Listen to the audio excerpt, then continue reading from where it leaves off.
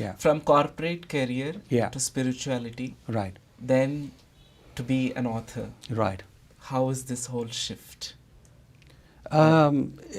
Honestly, Aditya, it was not a step-by-step process. I guess what really happened was that this opening or a space of silence created when you become aware of this conditioned, mind-conceived noise that was coming in you, it gives rise to a lot of creativity, a profound creativity. And that creativity is not coming from the conditioned that you've known from your books, from your friends, from your teachers. It is actually coming from this profound, unlimited knowing. And so I constantly plug myself into this profound knowing, or the space of knowing, not from the intellect. Therefore, things begin to happen. And previously, when I'm having a conversation with someone in business or not in business, it was all about what is in it for me. Because it's coming from a conditioned, selfish behavior. Yeah. When you become aware of this conditioned behavior and when you observe it, what happens is there is this, the barrier is lifted. As if a veil is lifted. And therefore, what comes now is, how can I be of help to you? Yeah. And I guess what is happening is that self-centeredness that I had because of this conditioned behavior is now changing to being, what was the term? I'm sorry, self-centered to being more helpful. of, no, I think that's sorry, I think I'm just More talking of now. Giving. More of non-self-centered, I could say. Non-self-centered, or becoming aware of my self-centeredness. Becoming aware of my self-centeredness is what I'm talking about. And so that happened, and therefore, the person that I'm actually doing business with is more comfortable knowing that this person is not going to take away anything from me, that there is this feeling of that I'm here to look after you, and mutually we are in this together.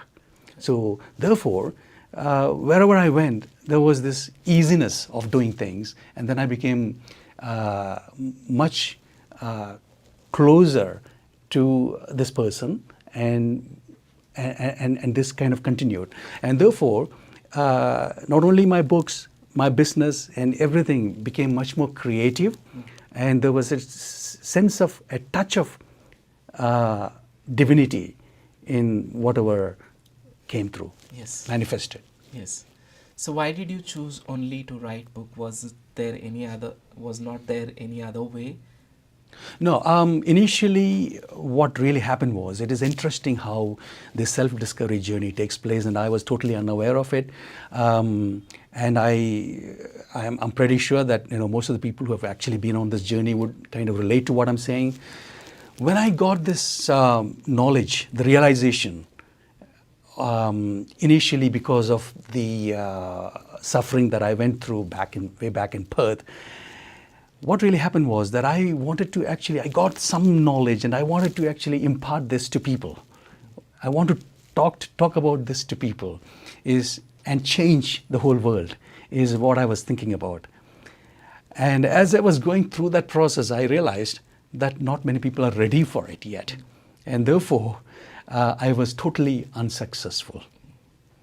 And later on, I found out that, how am I going to talk about this to the other person when I myself is not aware of it and learning? And why don't I practice for myself fully and look at my own ignorance, look at my own conditioned behaviors before? Again, I don't know whether I can change the world, I can change the other person, but I can change myself. And so that began to dawn on me. And that is when I started practicing this for myself. Yeah. And what I did was I started writing this in a piece of paper, and not with an intention to publish it, but I put that as a journal. And some of my friends said, it would be good for other people to know. And therefore, I think my first book came about in 2012, A New Way of Living.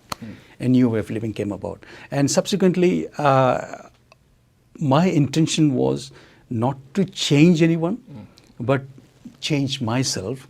And through that process, if anybody else gets an understanding of how this conditioned behaviors can become aware of it, and then allowing this intelligence to actually, pass through you, and then miracles happen. If the other person is interested, then we can have a conversation. Great.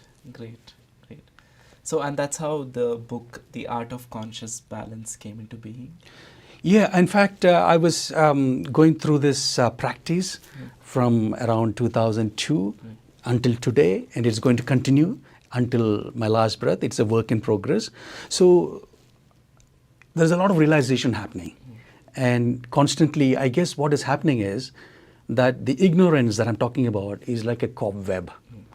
And the cobweb continues, it comes back because of this conditioned behavior of several years.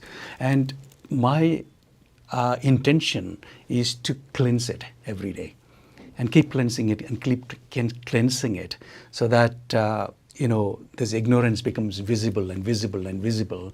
And to that extent, that's the kind of practice that I do even today. Right.